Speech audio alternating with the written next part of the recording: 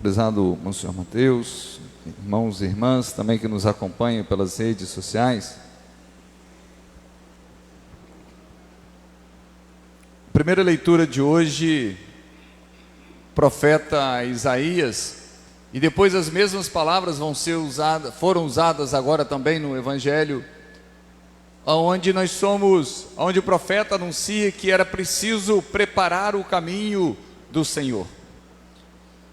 E ao dizer que era preciso preparar o caminho do Senhor, ele vai dando exemplos de como preparar esse caminho. E ele diz, então é preciso aplainar o caminho do Senhor, pois ele vem. Aplainar os montes, aplainar as colinas. Vai dizendo que é preciso preparar os vales, ou seja, deixar tudo plano para que o Senhor possa passar. Nivelem-se todos os vales, rebaixem-se todos os montes, colinas, endireitem-se o que é torto, alisem-se as asperezas. Ou seja, tudo aquilo que estiver tortuoso, tudo aquilo que estiver fora do nível, tudo aquilo que estiver fora do plano, prepare, porque o Senhor vai passar. Mas a pergunta é: qual o sentido de abaixar as colinas, abaixar os montes, deixar o terreno plano? O que significa isso? Na verdade, o que o profeta quer dizer, o que ele quer nos mostrar, ele não está preocupado com o terreno físico. Ele não está preocupado para que o Senhor passe numa estrada totalmente plana. Não é esse o sentido. O sentido é que o terreno é o nosso coração. Ou seja, aquilo que está tortuoso precisa ser colocado para fora, precisa ser acertado. Aquilo que está desnivelado, no bom sentido da palavra, dentro de nós, precisa ser acertado. Porque o Senhor vem, o Senhor vai passar. O nosso coração, o nosso interior é uma estrada própria que somente Deus deve caminhar.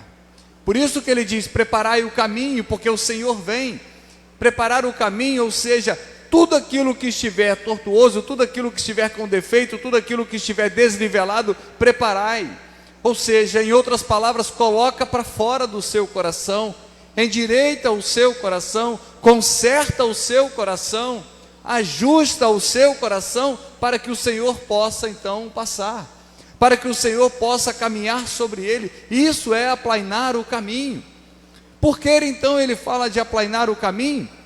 João Batista, o grande profeta, o último de todos os profetas, ele fala sobre isso: preparai o caminho do Senhor, endireitai suas veredas.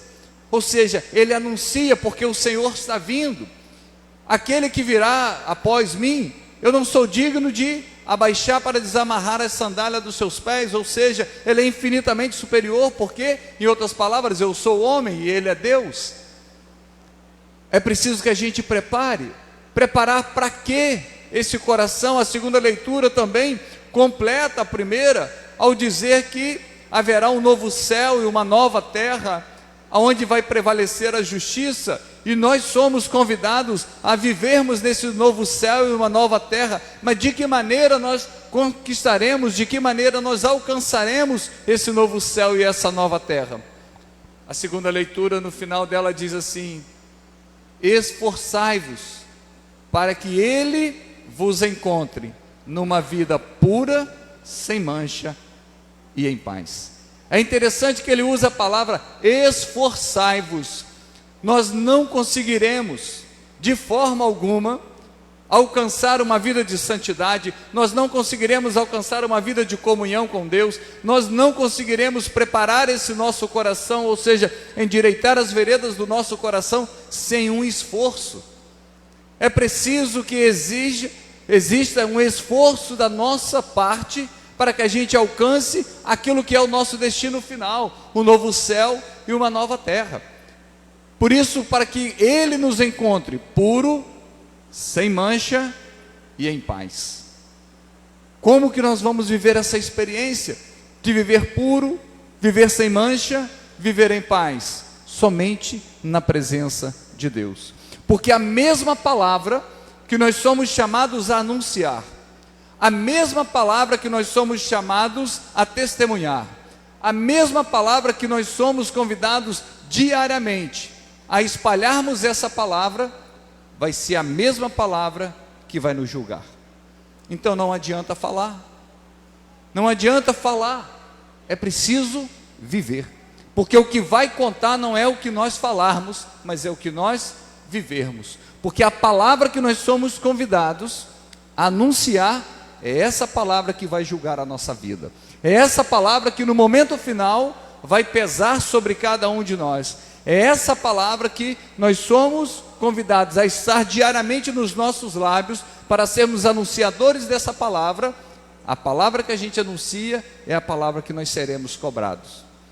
E o Evangelho, quando traz novamente as palavras do profeta Isaías, mas junto com a segunda leitura vem dizendo: convertei-vos.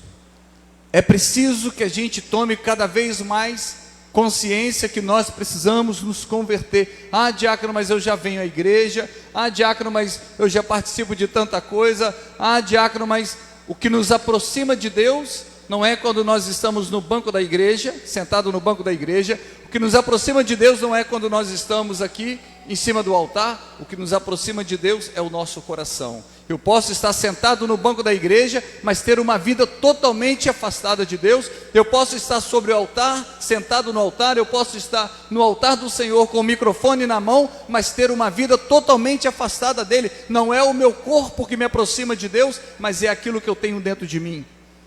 É o meu coração, é a minha alma, são os meus desejos, são as minhas vontades, é aquilo que eu coloco em prática. Por isso que a busca pela conversão, ela é diária. Aquele que se acomoda na conversão: ah, mas eu já fiz tanta coisa na igreja, eu já fiz tantos trabalhos na igreja, eu já me esforcei tanto na igreja, e quando ela senta, cruza os braços, ela corre um sério risco de se perder pelo meio do caminho. Porque a palavra de Deus diz: aquele que está de pé, tome cuidado para que não caia. Então nada que nós fazemos se torna definitivo de uma forma onde a gente não precise fazer mais nada. Não é assim. O processo de conversão, o processo de mudança de vida, o processo de mudança de mentalidade, de um coração que busca e deseja cada vez mais Deus, é aquele que diariamente, como diz a segunda leitura, com esforços e mais esforços, com lutas e mais lutas, com dedicação e mais dedicação, porque a maior força do homem não é quando ele não erra. A maior força do homem é quando ele reconhece a sua fraqueza. Porque quando nós reconhecemos a nossa fraqueza, nós entendemos que nós temos uma necessidade de Deus. A criatura aspira pelo seu Criador. Ou seja, nós temos uma dependência daquele que nos criou. Isso é natural. Isso é natural. Por quê? Porque Deus não apenas cria, mas Ele sustenta. Então, se nós não entendermos isso, que Deus cria, mas sustenta aquilo que Ele criou, nós vamos querer ter uma vida totalmente fora de Deus, longe de Deus. Achamos que podemos fazer tudo, enquanto na verdade não temos condições de ficar mais um segundo vivo, se não for da vontade de Deus. E às vezes achamos: não, a vida é minha, eu faço o que eu quero. Me desculpe, mas a vida não é sua. Porque se fosse sua, você fazia tudo conforme a sua vontade. Você ia falar assim: vou viver mais 100 anos, ia viver. Ah, eu vou fazer isso assim, ia acontecer. Ah, eu vou deixar de fazer isso, eu não quero mais da minha vida, ia sair de um dia para o outro, de uma hora para outra. E é assim que acontece? Não é. Significa que você não é dono da sua própria vida. A sua vida pertence a Deus. A nossa vida pertence a Deus. Nós não somos donos da nossa própria vida. Achamos. Às vezes temos o nariz empinado de dizer assim: não, bato no peito e digo: não, eu faço da minha vida o que eu quero, a vida é minha. Me desculpe dizer isso. A vida não é sua. Você pertence a Deus. Porque se você tivesse um autodomínio, se você tivesse domínio sobre a sua própria vida, muitas coisas que te acontecem não aconteceriam, porque você colocava para fora. Muitas coisas iam acontecer que não acontece, que você gostaria, porque você ia ter domínio sobre ela.